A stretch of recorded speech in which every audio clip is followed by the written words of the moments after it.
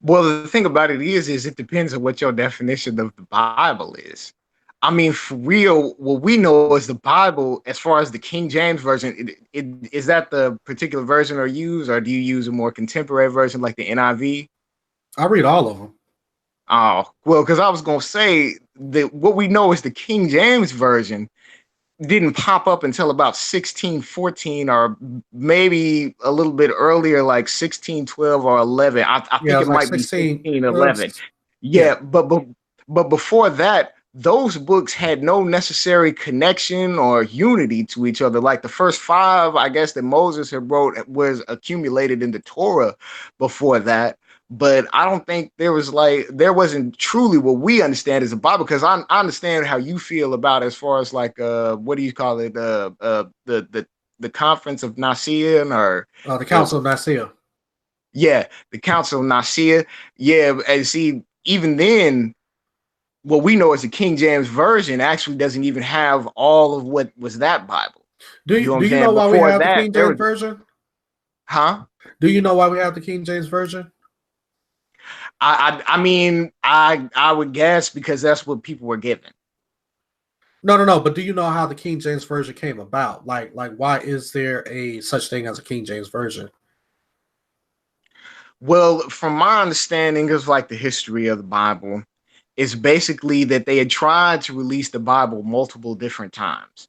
And I think there was one edition like that was Tisdale, and they ended up killing him for it. But they really didn't want to translate the Bible into English, because technically English is a commoner's language. It is a slave language. And they felt like the Bible would give the slave population too much authority. So basically, what they did was they suppressed it and they kept it in Latin, which was predominantly a dead language, while they were spreading the Bible.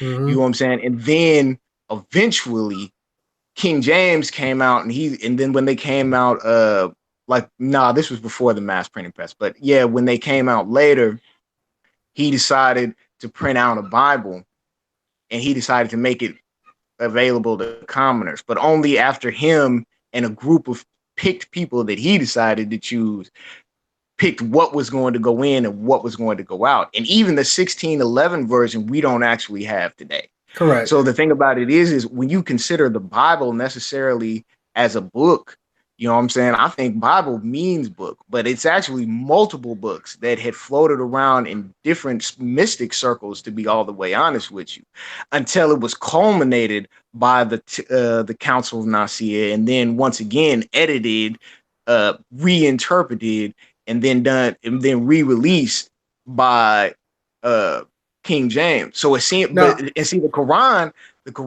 technically, if you think about the Bible that we read today, and you think about its culmination of books, even though those books had existed before, mm-hmm. the Quran today technically is older than what we know as the King James version, because it's Now hold on. actually I nothing want but to. I want to get back to that. So hold that okay. point, because you made a lot of you made a lot of points that I want to touch on. Okay, now first of all, Okay. let's go back to the Council of Nicaea. Have you ever Okay. read Have you ever read the Nicene Creed? No, I have not. Okay, now basically this is, and I always urge people to do this because I hear this a lot from people, and they say that the Nicene Creed or the Council of Nicaea was this attempt to try to, make some new version of the Bible, so therefore they can take control over people and rule people with the Bible. That is not true. The reason why the council was called is because there was a dispute between the Orthodox Christians and the Arians under Arius. Okay, now at this time, first of all, before the Council of Nicaea took place in 325 AD. Now, 13 years before that, the Edict of Milan was passed in 313. No, I think it was 313. 313, the Edict of Milan was passed, and that was basically saying that the the Roman government was not going to persecute and kill anyone based on their religious beliefs or their religious ideologies. So before 313, uh, whenever somebody was a part of some type of, belief system, they would just automatically just, taken, killed, whatever. So they passed that in 313. So between 313 and 325 AD, 12 years, Gnosticism had risen up.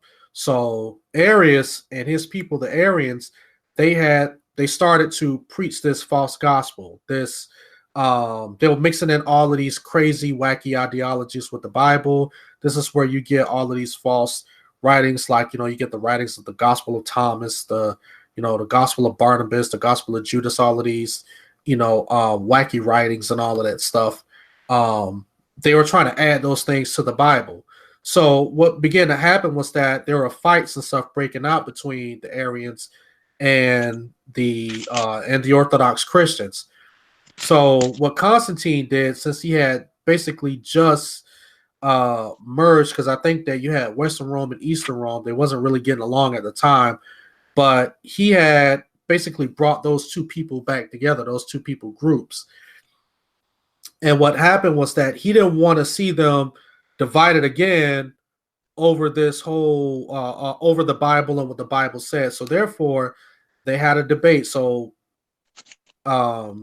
Constantine brought these two groups together and said, "Hey, listen, we're going to sit you guys down in a civilized manner. We're just going to have you guys hash this out, and we're going to listen to both of your points, and then we're going to come to one final conclusion in the end." So when the Orthodox Christians presented their case, and they said, "Well, listen, what we believe is what we've always believed.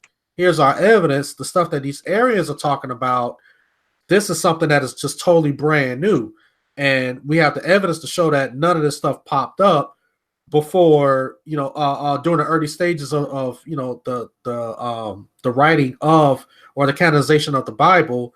What happened was that a decision was made, like, okay, well, the Orthodox Christians were right, because they presented the evidence that this is what has always been believed about the Bible, and what the Arians was presenting was something that was new. So therefore, if you read the Nicene Creed, that's what it'll basically tell you that it was basically a decision basically made, saying that, okay, well, this is what the Orthodox have always believed in.